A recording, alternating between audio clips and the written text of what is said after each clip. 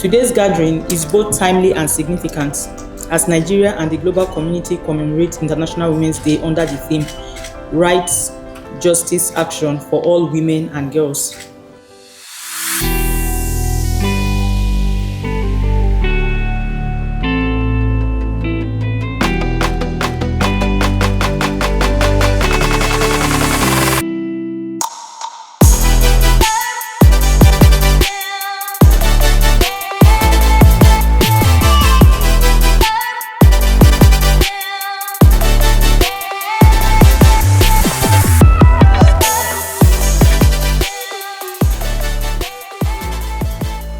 The Women Affairs Secretariat is not only ready, it is clear that we have the critical, resilient support and network to follow through. Thank you. Equality must be institutionalized, justice must be enforceable, and action must translate into measurable progress. When we give women and girls the opportunity to thrive, we gain stronger families, resilient communities, and a more prosperous nation. As we want everyone here to encourage women to speak and to create safety for them to do so.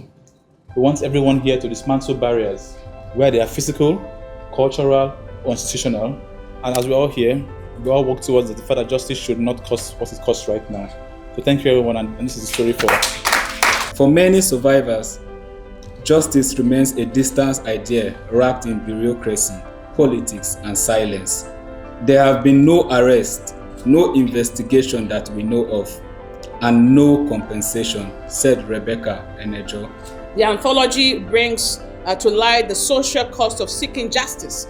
Survivors often face stigma, victim blaming, and pressure from families. I think Dr. Stanley also talked about that. These experiences remind us that justice is not only a legal process, it is also a social and institutional responsibility. So thank you, UN Women, thank you, South Saharan Social Development Organization for the work around the cost of justice and women's voice of resilience in Nigeria. Being able to demonstrate it through the art today, it's really also something important. How can we use our social tools to really stand for the women, to really protect the women? That is the key message. And so far, we have gotten about 30-something convictions under the Violence Against Persons Act, apart from the trafficking cases that we are also handling. And I want every one of us to bear it in mind that we are victim-centered. Some call it survivor, whatever name you call them, they are to be protected. Thank you. We presently have a toll-free line, a short code, 6472, that once you have a telephone, anywhere you are at the grassroots level, you can reach out to the commission, you can call that number, and the person will be attended to. The cost of inaction is not only the financial cost, the cost of inaction.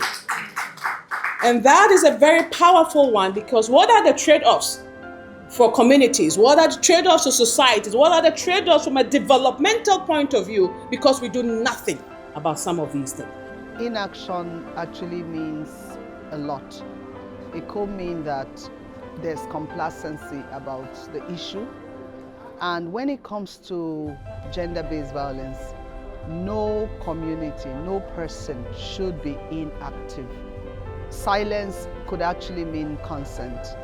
And the cost of silence is grave because we're losing women every minute to gender-based violence. Everybody who sees something must act.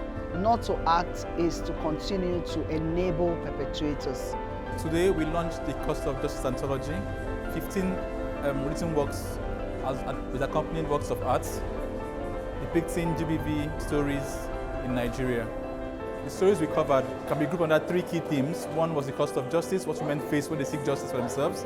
The second is the trapped in silence. That's the stigma that accompanies women when they keep silent or try to protect themselves. And the last one was gatekeepers, as people or institutions that stand between women and justice.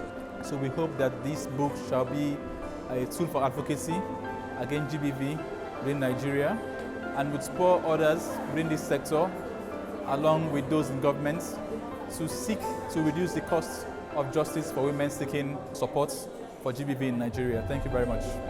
The conversation around gender-based violence it's like the conversation around an illegitimate child. Many people feel awkward to talk about it, but SSDO has found an ingenious way of bringing the conversation to the fore, where art imitates life. And through art, we're having the conversations around gender-based violence. I think this is one of the conversations that not just government, civil society, but everybody needs to wake up and take note and begin to have this conversation. And not so much the conversation, but how we can prevent the scourge of gender-based violence.